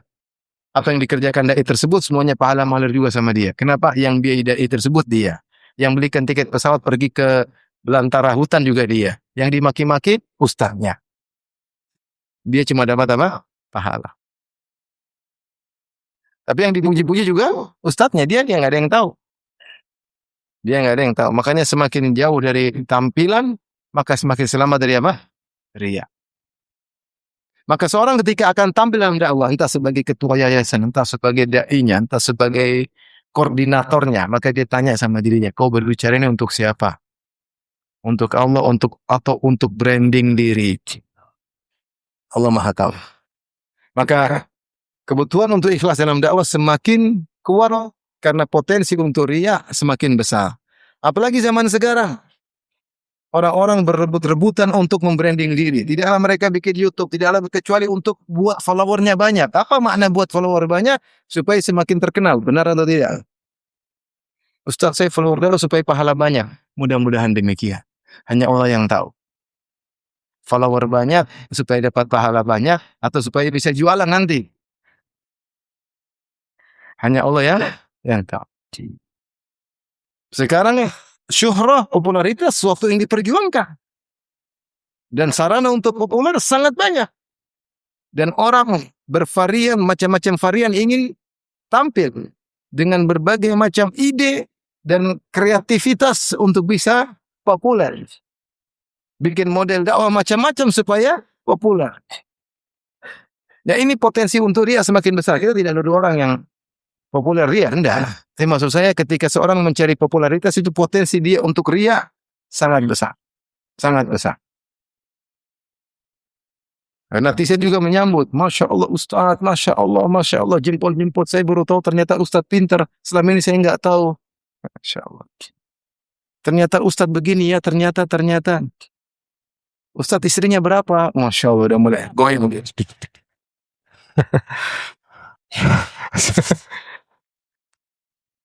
Maka ketika orang tampil, maka potensi riyanya sangat besar untuk riya. Yang berikutnya, yang keberapa? Di antara kenapa kita lebih harus hati-hati dalam dakwah untuk lebih memperhatikan keikhlasan, karena di antara amalan yang paling dibenci oleh syaitan adalah amalan dakwah. Paling benci musuh syaitan itu dakwah di antaranya. Syaitan paling senang kalau dakwah tidak berjalan. Karena dakwah berarti menyeru kepada jalan Allah, mematikan jalan syaitan. Itu namanya dakwah. Jadi yang paling dimusuhi oleh syaitan adalah dakwah. Ketika dakwah sangat dibenci oleh syaitan, maka syaitan selalu mengawasi dan dia ingin menggagalkan sang dai.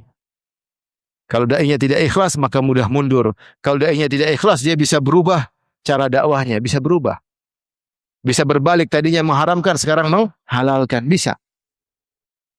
Kenapa syaitan selalu menggodanya? Syaitan selalu menggodanya, memalingkan dia dari jalan yang benar. Kalau dia tidak ikhlas, tidak ditolong oleh Allah, maka dia akan mudah berubah. Yang berikutnya, di antara kenapa kita butuh dengan keikhlasan, karena ikhlas di antara sebab utama dakwah itu berkah. Di antara sebab utama dakwah itu berkah adalah apa? Keikhlasan. Ini disebutin oleh banyak para ulama. Ya. Mereka juga ada buku kecil, ternyata luar biasa, diberkahi oleh Allah Subhanahu wa taala, maka semua orang membacanya. Kenapa? Karena keikhlasan. Karena keikhlasan. Orang senang, orang dapat manfaat dari buku-buku tersebut. Banyak ulama seperti itu. Bukunya sederhana tapi manfaatnya luar biasa. Karena keikhlasan. Ada seorang mungkin dia hanya punya dana sedikit, tetapi dia ikhlas luar biasa untuk dakwah, maka berkembang, berkembang, berkembang. Ternyata dia peletak batu pertama untuk berkembang dakwah selanjutnya. Semua dibangun di atas dana dia yang pertama tersebut. Luar biasa. Kenapa? Mungkin dia ikhlas, maka ada buahnya. Allah alam, guru kita bersama yang baru meninggal dunia hari ini, siapa? Ustaz Aunur Rafiq Gufran, rahimahullah ta'ala. Contoh, mudah-mudahan ya bagaimana hasil dakwanya, mudah-mudahan karena keikhlasannya. Ya. Allahu hasibu, Allah yang lebih tahu tentang hakikatnya. Ahsabuhu kadzalik. Menurut saya beliau di antara keikhlasannya menyebabkan dakwahnya berkah. Lihat muridnya begitu banyak. Tulisannya bermanfaat, betapa banyak orang ngerti bahasa Arab gara-gara mukhtaratnya Ustaz Aunur Rafiq ya. Betapa banyak orang belajar bahasa Arab di Pondok Al-Furqan, betapa banyak murid-muridnya lulusan Al-Furqan, betapa banyak pondok-pondok bersumber dari Al-Furqan. Banyak sekali. Banyak sekali. Saya termasuk orang yang belajar dari murid beliau. Saya tidak belajar dari beliau, saya belajar dari seorang murid beliau, belajar saya nahwu ya. Subhanallah. Rahimahullah ya. Saya baru tadi lihat ceramah beliau disebar oleh adik saya. Ustaz Aunur Rafiq berkata, di pondok ini kita tidak cari untung. Jangan kerja di pondok untuk cari apa? Untung. Ingat akhirat. Kita dakwah untuk memudahkan kaum muslimin. Keluar dari seorang yang kelihatan sekali ucapannya tulus dari apa? Hatinya. Ustadz yang terkenal dan hidup dengan kesederhanaan. Maksudnya contoh berkah luar biasa. Makanya di antara sebab keberkahan karena ikhlasnya seseorang. Sampai disebutkan bagaimana Al-Is bin Abdissalam ketika dia bukan Al-Mawardi rahimahullah, ketika dia menulis buku, dia bilang jangan sebarkan bukuku. Nanti lihat saya kalau mau meninggal, kalau tanganku begini, berarti buang buku-buku saya. Berarti saya tulis buku tersebut bukan karena Allah. Tapi kalau tangan saya lapang, tebarkanlah buku tersebut. Dia mau menyebarkan buku aja takut tidak ikhlas. Takut tidak ikhlas. Oh, saya ikhlas tuh sebab keberkahan. Seorang terkadang ikhlas berkah di rumahnya, kerabatnya, tantenya, bibitnya dengan keikhlasan dia. Dengan sebab dia, orang tuanya dapat hidayah, kakak adiknya dapat hidayah, tante-tantenya dapat hidayah, sepupu-sepupunya dapat hidayah, ponakan-ponakannya dapat hidayah karena keikhlasan dan ketulusannya. Maka seorang dai butuh keikhlasan agar diberkahi. Agar diberkahi. Diberkahi hidupnya dan diberkahi sekitarnya. Kalau tidak maka repot. Yang terakhir di antara kenapa kita butuh lebih utama ikhlas dalam dakwah, karena seorang dai senantiasa butuh pertolongan Allah. Kalau dia ikhlas maka Allah bersamanya. Allah akan menolongnya dalam kondisi-kondisi sulit. Alaihissallahu bikafin abdah. Kata Allah, bukankah Allah cukup bagi hambanya? Itu hambanya yang beribadah kepadanya dengan tulus. Allah berfirman tentang Nabi Yusuf alaihissalam. Ya.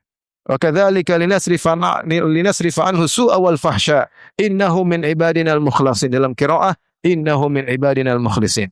Demikianlah kami ingin palingkan dari Yusuf perbuatan keji dan maksiat, perbuatan maksiat. Kenapa? Innahu min ibadinal mukhlisin. Kalian termasuk dari hamba-hambaku yang ikhlas. Kita butuh ikhlas agar ditolong oleh Allah. Dakwah tidak mudah. Tidak mudah. Ceramah tidak mudah, menulis buku tidak mudah, menyampaikan isolul maklumat, menyampaikan wawasan juga tidak mudah, membuat orang paham juga tidak mudah, membuka hati mereka dapat hidayah bukan juga tidak mudah. Semuanya atas pertolongan Allah. Bukan orang dapat hidayah karena omongan kita, bukan. Bukan orang dapat hidayah karena tulisan kita, bukan. Bukan orang dapat hidayah karena retorika kita. Enggak, ini cuma sebab. Yang membuka hati orang siapa? Allah Subhanahu wa taala.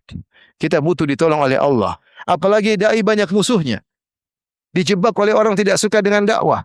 Dijebak dengan wanita, dijebak dengan dunia, dijebak dengan perdagangan haram, dijebak dengan berbagai macam jebakan. Mungkin atau tidak? Mungkin. Mungkin. Ada yang ganggu. Lihatlah bagaimana Jurej ketika digoda oleh seorang wanita. Paling cantik ketika itu. Pezina paling cantik zaman tersebut. Sampai dia bilang, biar saya yang digoda Jurej. Dikirim untuk menggoda Jurej. Maka seorang bisa tergoda. Betapa banyak dai yang akhirnya terjatuh gara-gara fitnah wanita. Terjatuh, tersungkur, berubah. Waliyadzubillah. Dan betapa banyak juga dai yang akhirnya berubah karena fitnah dunia, karena fitnah fulus, karena fitnah popularitas.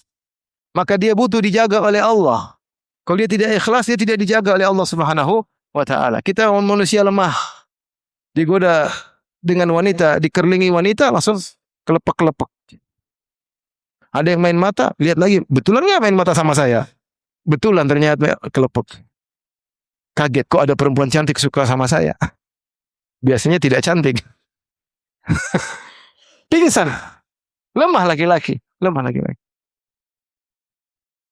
Tahu-tahu ada akhwat, Ustaz tolong saya. Apa ini maksudnya? Ini bukan pengalaman pribadi ya. Pengalaman seseorang mungkin. Maksud saya, kalau Allah tidak jaga, kita nggak bakalan selamat. Di antara agar kita dijaga oleh Allah, ikhlas. Ikhlas pada Allah Subhanahu wa taala. Baik. Sekarang apa yang bisa membantu kita untuk ikhlas?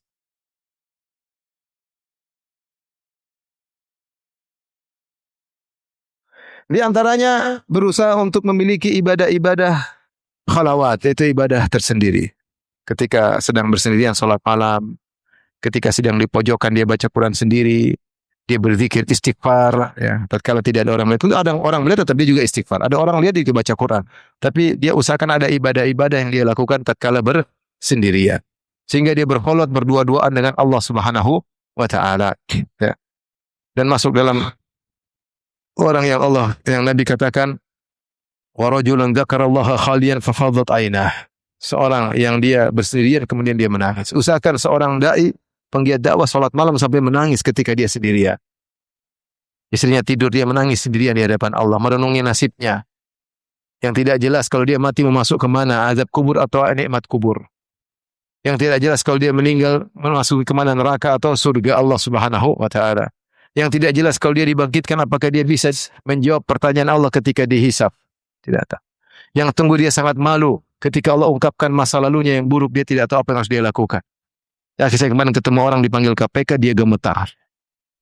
Seakan-akan file dari Lauhul Mahfuz dibuka baginya. Seakan-akan. Kamu pernah begini enggak? Tunggu ya, pernah enggak ya? Padahal datanya sudah ada. Ngeri. Itu baru ditanya sama siapa? KPK. Belum kalau yang sidang Allah Subhanahu wa taala.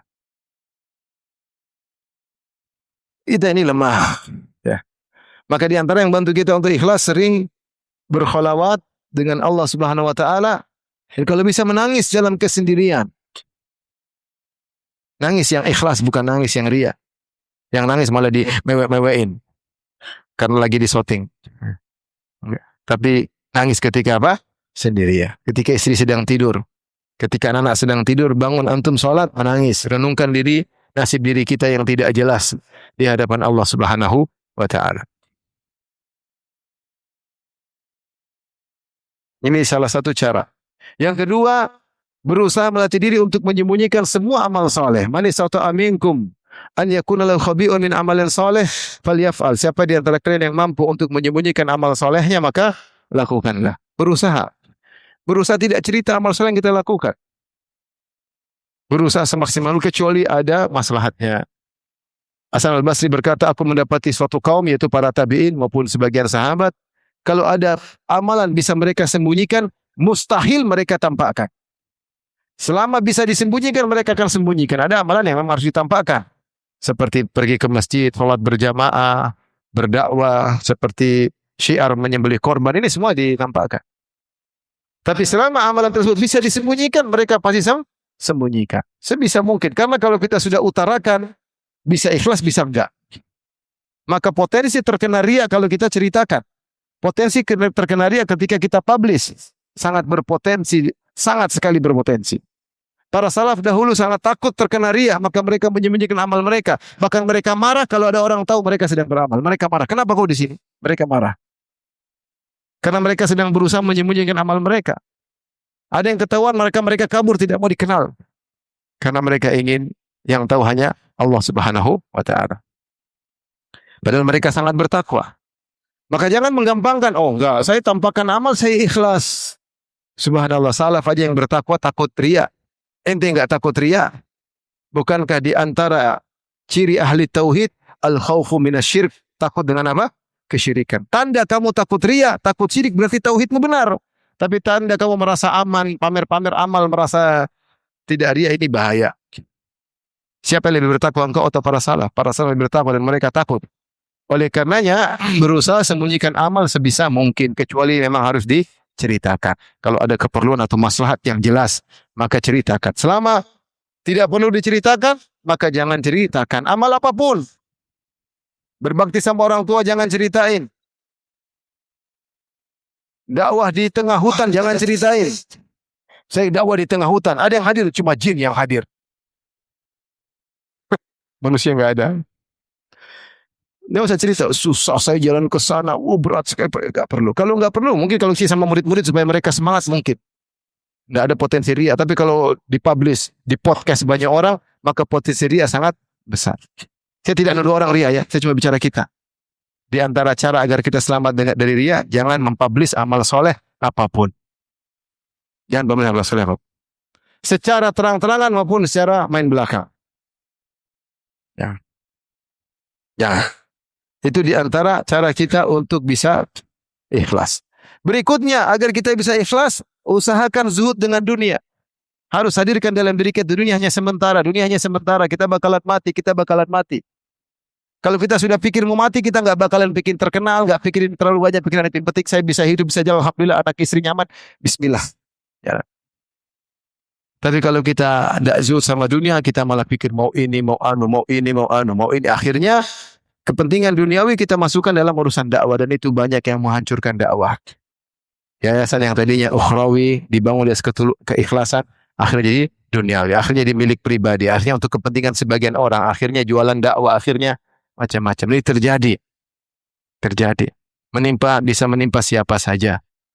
Tapi kalau kita selalu dalam hidup kita zuhud, dunianya sementara, pikirannya selalu akhirat. Dan itu membantu kita untuk ikhlas.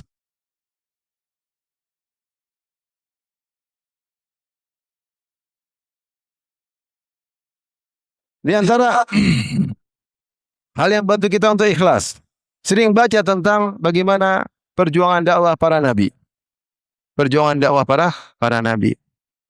Yang ketika mereka berdakwah, "Qul ma as'alukum alaihi min ajr." Katakanlah ya Muhammad, aku tidak minta upah dari kalian. Kata Nabi Nuh, "Ya qaumi la as'alukum alaihi mala, in ajriya illa 'ala Allah." Wahai kaumku, aku tidak minta upah dari kalian, pahalaku hanya di sisi Allah Subhanahu wa taala. Perkataan tadi Habib Sahib Yasin yang disebut dalam surat Yasin. Ya. Ittabi'u man la yas'alukum ajra wa hum muhtadun. Ikutlah para nabi yang mereka tidak minta upah dari kalian dan mereka dapat petunjuk. Lihatlah bagaimana kehidupan Nabi dalam dakwahnya. Yang dibuahkan dunia bagi dia, tapi dia hidupnya sangat sederhana. Rasulullah sallallahu alaihi wasallam. Maka saya bilang antum alhamdulillah kalau di kampung sini, ini kampung atau kota ya? Kampung atau kota? Kampung ya. Kampung mungkin fitnah dunia enggak bisa berapa, tapi kalau di Jakarta fitnah dunia luar biasa. Seorang dai didekati oleh orang-orang yang beruang. Didekati oleh orang-orang terkenal. Bisa jadi orang terkenal numpang beken sama dia, bisa jadi si dai numpang beken sama orang terkenal tersebut. Ngeri, fitnahnya luar biasa. Didekati oleh akhwat-akhwat, luar biasa. Kalau antum kan janda-janda yang dekat. Maksudnya sana luar biasa, fitnah luar biasa, dunia fitnah luar biasa. Maka lihatlah bagaimana perjuangan para nabi, para rasul, perjuangan para sahabat. Bagaimana perjuangan mereka dalam dakwah. Maka saya bilang seorang ketika berdakwah, dia menjadikan dakwah itu sebagai kerisauannya, sebagai pikiran kesehariannya. Bagaimana dia jadi, maksudnya bukan cuma sekedar ceramah selesai, tapi dia mikir, risau. Ini gimana caranya, gimana menghadapi masalah. Dia pikir. Itu membantu dia untuk ikhlas. Karena yang menjadi beban pikirannya adalah dakwah. Di antara orang yang saya lihat paling perhatian sama kondisi dakwah seperti Ustadz Yazid rahimahullahu ta'ala. Bagaimana dia mikir, kenapa begini, dia pikir, sampai dia pikir seluruh Indonesia harus dia pikirkan. Rahimahullah. Dia bukan sekedar saya nyampaikan selesai, enggak. Dia mikir. Bagaimana ini? Bagaimana yang terjadi? Apa yang terjadi? Harus dinasihati sebegini, ini bisa merusak dakwah, ini bisa dia mikir sehingga pikiran dia selalu tentang apa? Dakwah. Itu di antara yang buat kita benar-benar mudah-mudahan orientasi kita dakwah karena kita menjiwai dakwah yang sedang kita lakukan. Mungkin kalau kita sekelas-kelas kecil seperti saya, cakupannya kecil, mungkin cuma pikir kompleksnya gimana, kompleksnya ini bisa kita dakwahi gimana, anak-anak sini bisa kita mungkin nggak pikir jauh-jauh. Beda kalau seperti beliau rahimahullah. Mau saya jadikan dakwah sebagai sesuatu yang kita jiwai. Kita menjiwai. Ini membantu kita untuk apa? Ikhlas. Pilu ketika ada orang yang ngawur. Pilu ketika ada orang-orang yang tadinya dapat hidayah kemudian berubah. Pilu hati kita. Pilu hati kita. Ini di antara cara agar kita bisa ikhlas. Yang keberapa ini? Ini yang keberapa tadi? Ketiga ataukah? Empat. Yang kelima, cek setiap aktivitas kita. Sekarang saya datang ke sini, saya mau ngapain? Ceramain antum. Coba tanya dalam saya mau apa di situ? Ingin sharing atau ingin dunia di balik ini? Atau ada akhwat yang sedang saya cari? Atau janda yang sedang saya kejar? Atau ada amplop yang ingin saya dapatkan? Tanyakan pada diri saya. Ini saya bicara saya pribadi, tanya. Kalau ada dunia berarti tidak ada berkahnya, percuma. Hanya buang-buang waktu, buang-buang umur. Tanya pada diri saya ngapain bicara di sini? Antum mulai mikir, kenapa saya jadi masuk panitia di sini? Saya jadi panitia ini maksudnya apa? Dapat duit di balik ini? Ah, itu berarti niat saya sudah nggak benar. Mending mundur, cari yang lain. Saya kenapa masuk sini? Supaya populer, minggir. Saya makan sama Ustadz. Ada yang foto. Kenapa saya foto lagi makan sama Ustadz? Biar dia bilang, oh dekat sekali kamu sama Ustadz. Berarti niatnya nggak benar. Itu foto hapus. Jangan dipublish. Maksudnya kita cek satu. Cek satu. Saya umroh sama Ustadz. Kenapa? Wah biar dibilang, enak ya umroh sama Ustadz. Pamer-pamer lagi sama Ustadz nih. Hati lemah. Hati lemah. Saya bantu dakwah. Apakah harus orang tahu nama saya? Kenapa harus orang tahu nama saya? Kenapa? Kenapa orang harus tahu nama saya? Oh, untuk laporan supaya tidak disangka yang tidak oke. Tapi supaya untuk riya, oh jangan. Berarti ini tidak ada faedahnya. Ngapain saya keluar uang tidak ada faedahnya. Sering kita tanya diri kita sendiri. Seperti sebagian salaf ketika ditanya, "Ala tahdhurul janazah? Tidakkah kau melayat janazah?" Kata dia, ala makanakum hatta uhdhirun niyat. Tunggu dulu sampai saya hadirkan niat. Karena kita menghadiri janazah bisa niatnya macam-macam, bisa jadi pekewu, enggak enak sama tetangga, enggak enak sama orang, kenapa tidak hadir janazah, kenapa tidak melayat? Kamu muridnya kok tidak melayat guru? Banyak. Coba niatmu karena apa? Kalau karena Allah, bismillah. Kalau enggak karena Allah, perbaiki dulu, masih ada kesempatan. Agar kita ikhlas karena Allah. Dan terus demikian agar dakwah kita berkah, karena dakwah ini gangguannya sangat banyak. Dakwah ini gangguannya sangat banyak. Kalau tidak, bertahun-tahun kita bergelut dengan dakwah, casingnya indah di hadapan masyarakat, seakan-akan orang tulus, ternyata duniawi murni. Kita jadikan dakwah sarana untuk cari dunia di balik itu. Dunia dengan berbagai macam modelnya. Dunia berupa uang, dunia berupa ketenaran, dunia supaya menundukkan hati manusia, supaya orang-orang dekat dengan dia, dunia supaya dia dihormati oleh orang banyak. Itu semua dunia. Rasulullah bersabda, "Man ta'allama ilman mimma yubtagha bihi wajhullah." Siapa yang nutut ilmu, yang seharusnya nutut ilmu itu untuk mencari wajah Allah. La yata'allamahu illa liyusiba aradan minad dunya. Namun ternyata dia nutut ilmu hanya untuk mencari secercah dunia, lam yajid arqal jannah. Dia tidak akan cium aroma surga. Kata Rasulullah SAW, man talabal ilma, siapa yang nutut ilmu, liyujariya bihi al ulama, supaya bisa sejajar dengan para ulama. Oh, saya juga punya buku, saya juga punya tulisan, saya juga bisa ceramah seperti ulama, supaya sejajarkan dengan para ustadz. Auliyumariya bihi sufaha, supaya bisa pandai berdebat, debat orang bodoh, goblok, bahlul, nggak ngerti. Nah ini loh, jadi orang tahu dia pintar. Auliyasrifa ilaihi wujuhun nas, agar orang-orang semua mandang dia, itulah dia, orang semua akui dia, top, semua orang mencari dia, di mana-mana diperebutkan oleh manusia. Dakhalan nar, orang ini masuk neraka. Kata Nabi sallallahu alaihi wasallam. Maka ilmu adalah sebaik-baik warisan Nabi, dakwah adalah sebaik-baik amalan Nabi. jika dikerjakan dengan ikhlas. Jika tidak ikhlas, maka sangat rentan dan sangat berbahaya. Maka itulah ikhlas yang sesungguhnya. Oleh karenanya ikhwan dan akhwat yang rahmatillah subhanahu wa ta'ala, kita hidup cuma sebentar. Allah telah beri kita karunia, alhamdulillah, berjalan di atas rel dakwah. Tinggal kita perhatikan niat kita, agar begitu kita meninggal, kita merasakan dampaknya di alam barzakh.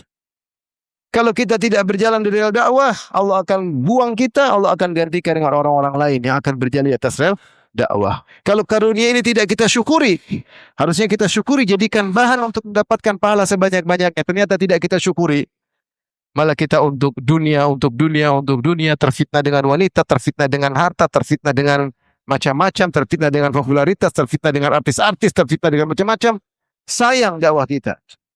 Terkenal. Emang kalau kita terkenal masuk surga? Enggak, lihat tadi ada dai.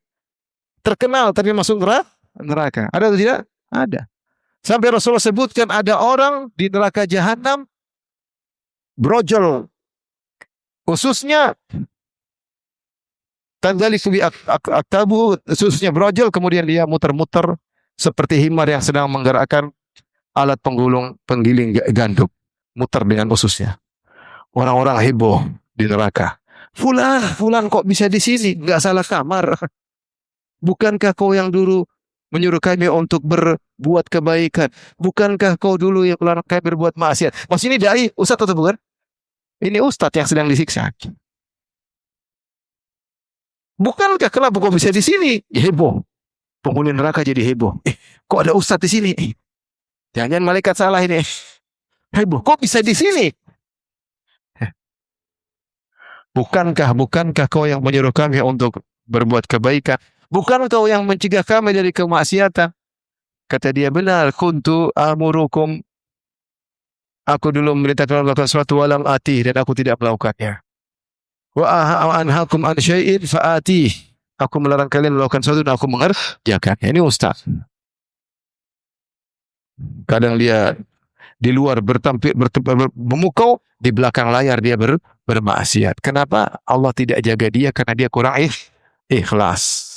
Oleh karenanya seorang berjuang, ini nikmat yang Allah berikan pada kita, bisa masuk dalam rel dakwah.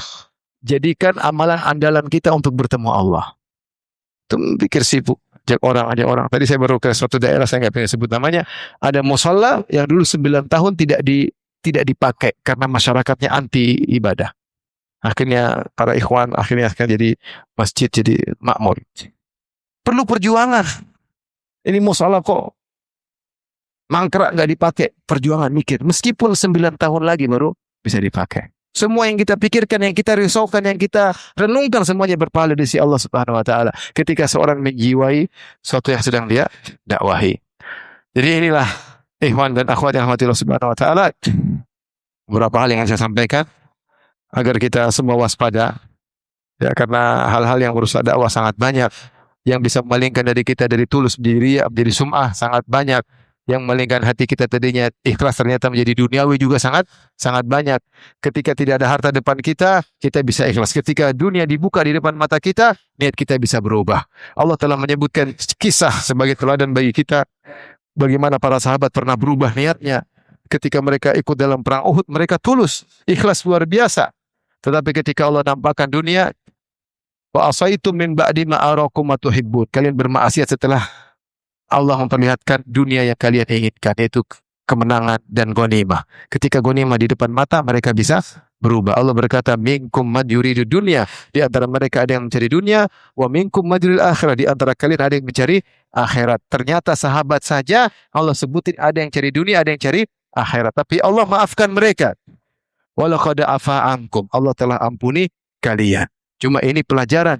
Jangan seorang merasa aman, saya pasti ikhlas, saya pasti tidak duniawi. Jangankan kalian, sahabat saja pernah berubah hatinya, kemudian mereka sadar kembali, atau mereka ditegur oleh Allah dan mereka diampuni oleh Allah sebagai pelajaran bagi kita. Maka setiap orang waspada. Betapa banyak yayasan baru pertama dibuat, tulus semua. Ketika mulai ada penghasilan, buka sekolah, ada SPP, ada duit, ada ini, mulai timbul kecemburuan, ini gaji lebih banyak, ini kok mulai muncul macam-macam. Disitulah niat kita bisa berubah. Maka waspada. Jangan kita menjual ayat-ayat Allah gara-gara dunia yang hanya sementara dan sangat sedikit ini. Wallahu a'lam bishawab. Masih ada banyak waktu. Kalau ada yang bertanya saya persilahkan. Wallahu taala a'lam.